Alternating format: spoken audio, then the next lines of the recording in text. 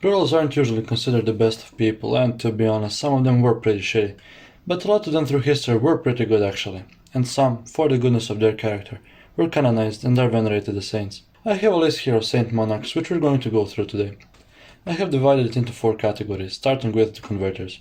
Constantine the Great was the OG, the first Roman emperor to accept Christianity and make it legal. He also called the first ecumenical council at Nicaea, which established the basic dogma of the Christian Church.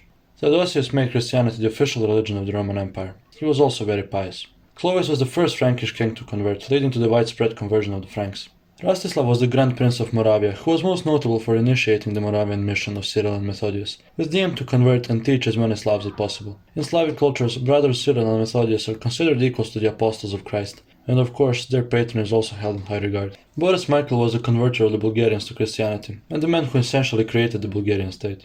Vladimir the Great was a Russian prince who had a choice between 3 world religions, but chose Christianity, Orthodoxy in particular, because of its beauty. Also because Islam forbids alcohol. Stevan I is the patron saint of Hungary. He wasn't the country's first Christian ruler, but was its first Christian king, was very devout, and initiated mass conversions of his people. The second category are dubbed the pious. It includes Justinian, the favorite of many Romabus and a great ruler, who was very pious indeed, although he died a heretic, since he rejected conventional orthodoxy for the sake of a fringe micro-denomination called Aphthartodocetism. He is still considered a saint for his great contributions to the church. Justinian II is included because he is in fact venerated, but was actually a pretty shitty guy. His work delayed the East-West schism for a while, but he was a tyrant and, as Spectrum said, guy so nice he had to be removed twice. Irene of Athens was canonized for ending iconoclasm and all the internal conflicts it brought along. Holy Roman Emperor Henry II is venerated for his great acts of piety and generous donations to the church. However, that's just a Catholic church. In Orthodoxy, he is remembered as the man who first accepted the Filioque, which, among others, is the reason why the East-West schism happened. The canonization of Edward the Confessor of England was much more political in nature, as he didn't really live a pious life. Though he was regarded as a good king by his subjects, he was only canonized 100 years later, after the English helped the Pope win an election. Ferdinand III of Castile was extremely zealous, a mastermind politician who played an important part in the Reconquista and secured the union of crowns of Castile and Leon. Louis IX of France was a gallant knight, skilled warrior, and an overly pious man, which earned him the nickname Monk King. He was also based for leading not 1, but 2 crusades. Yes, both failed, but it's the thought that counts. Alexander Nevsky is one of the most legendary Russian heroes. He heavily supported the church and defended it from Mongol persecution. He also defeated Swedish and Teutonic crusaders who sought to conquer his state of Novgorod. Jadwiga was the first queen of Poland, whose marriage to Jogaila set the foundation for the Polish-Lithuanian Commonwealth and the conversion of Lithuania. She was deeply religious and was said to have done miracles. Stephen the Great of Moldavia was considered sinful, but having done many great deeds, he was canonized by the Romanian Orthodox Church. He defeated the Ottomans quite a few times and built many churches in his lifetime. The third category are the martyrs. Edmund the Martyr of East Anglia, who was, according to legend, captured after a battle with the Vikings, and was brutally tortured and murdered after refusing to renounce Christ. Wenceslav of Bohemia was martyred on the behalf of his younger brother Boleslav the Cruel. He was invited to a feast and murdered by Boleslav's servants. He was proclaimed a saint immediately after his assassination, given posthumously the title of king, and became the patron saint of Bohemia. He also had a cult in England for some reason. Olaf II pushed for the Christianization of Norway, and largely succeeded. He imported the first Catholic bishops into the country and helped build the foundation of a church. He was killed in battle with heathens. Canute IV of Denmark was a great patron of the church. He was very ambitious and capable.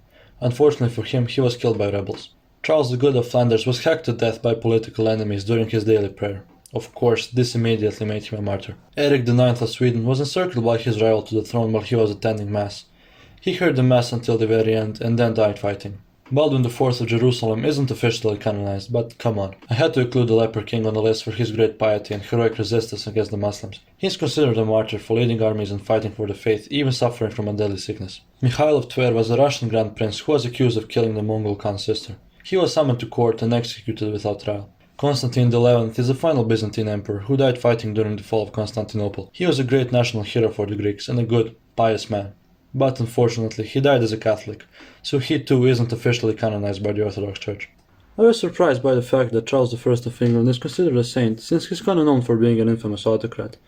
However, it turns out that his execution is considered martyrdom by a sect of the Anglican Church. Prince Constantine of Wallachia, along with his 4 sons, suffered a martyr's death, since he led a pro-Russian policy in his principality. They were offered their lives in exchange for converting to Islam, but they all refused, and his sons were executed before his very eyes, leaving him to be the last one standing. Their heads were paraded through the streets of Constantinople. Nicholas II of Russia is obviously venerated as a martyr. Despite not being the best ruler, he was a good man and devout Orthodox Christian, who was unjustly murdered by ungodly Bolshevik soldiers, along with his entire family. Now, the last category is the Serbs. We didn't have one saint ruler, not two. We had a whole saint dynasty. The medieval Nemanjić dynasty produced 15 monarchs in total, out of which 8 are canonized saints. Of course, not all Serbian saints are from the same dynasty. Jovan Vladimir was the first Serbian saint. He was deceived and martyred by Ivan Vladislav of Bulgaria. Stefan Nemanja was the founder of the Nemanjić dynasty. Having lived an extremely zealous life, he abdicated from the throne and lived out his final years in the monastery. His tomb does miracles to this very day. The next few Nemanjić rulers were canonized for their particular piety. Those are Stefan Nemanja II, called the First Crowned, Stefan Vladislav, Stefan Uroš, Stefan Dragutin, and Stefan Milutin, who built and renewed some 40 monasteries during his tenure. Stefan Uroš Deječanski died at his son's dungeon, making him a martyr. Uroš the Weak was thought to have been killed by his co-ruler King Vukašin, and was thus canonized as a martyr. However, it turns out that Vukašin died a few months before Uroš, so this couldn't have been the case. Nevertheless, he was very pious, and his tomb was said to have done miracles. Ivan Uroš of Thessaly was the final Nemanjić ruler who renounced his tsardom and died as a monk. Lazar and Stefan were the last great leaders of medieval Serbia, defenders of the faith and patrons of the church. Lazar died at the legendary Battle of Kosovo, and is one of the most important men in the Serbian national mythos. Stefan was extremely pious, gallant, and skilled in literally everything. He died of a sudden heart attack.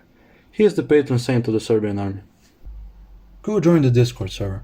Thank you for watching, and I'll see you tonight.